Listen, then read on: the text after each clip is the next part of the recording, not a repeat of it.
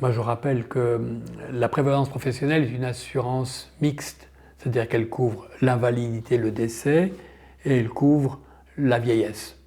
Donc, si je suis invalide ou si je décède pendant la période active, la caisse va verser une rente d'invalidité si je suis invalide, respectivement va verser des rentes de survivants à la veuve, aux orphelins, en compensation voilà, du salaire. Ça compense en partie le salaire. Il faut savoir que voilà, cette assurance invalidité décès, elle est financée par une prime risque. Prime risque qui est une prime qui est très bon marché. On a deux systèmes. Soit on calcule la rente d'invalidité et la rente des survivants sur la base du salaire. Voilà, c'est ce qu'on appelle la primauté des prestations. Et puis ça, c'est une prime la prime est relativement bon marché et ça permet d'obtenir la situation optimale. Par exemple, je peux garantir une invalidité à 100% qui est calculée sur la base de 70% du salaire que j'avais au moment de l'invalidité. Donc, si j'ai un salaire à 100 000, je peux garantir que la rente AI plus la rente LPP se montera à 70 000. Donc ça, c'est une situation qui est quand même plus confortable et qui est relativement peu coûteuse. Donc on peut inviter tous les employeurs à choisir cette voie-là, puisqu'elle coûte quasiment rien. Il faut savoir, c'est que les caisses de pension proposent rarement cette solution-là, alors que voilà, c'est vraiment désirable.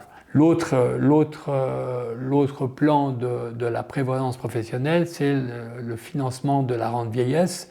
Alors en Suisse, c'est vrai qu'on a plutôt un système axé sur la capitalisation. Et là, c'est vrai qu'on doit constituer un capital qui permet de financer la rente vieillesse. Et ça, c'est un système qui est très coûteux, puisque c'est une capitalisation qui est individuelle.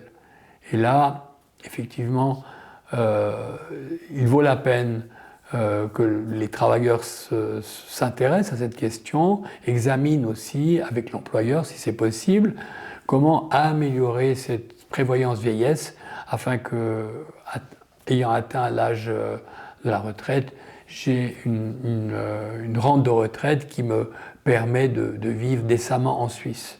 Sinon, je vais devoir partir à l'étranger. C'est pas le but du troisième pilier, justement? Ça pourrait être le but du troisième pilier de compenser en partie, mais quand on voit les couvertures du troisième pilier, elles sont dérisoires.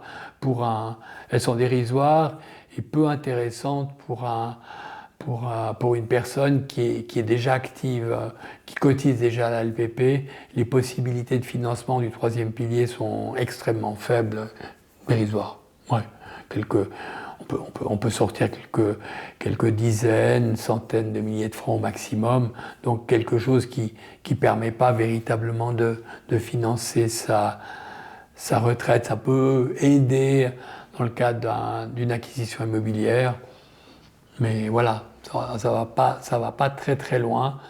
Donc le mieux, c'est de définir avec l'employeur une prévoyance professionnelle qui soit suffisante, et pour ça il faut faire appel à des professionnels qui peuvent conseiller avec chiffres à l'appui, expliquer quelles sont les conséquences d'un plan de prévoyance.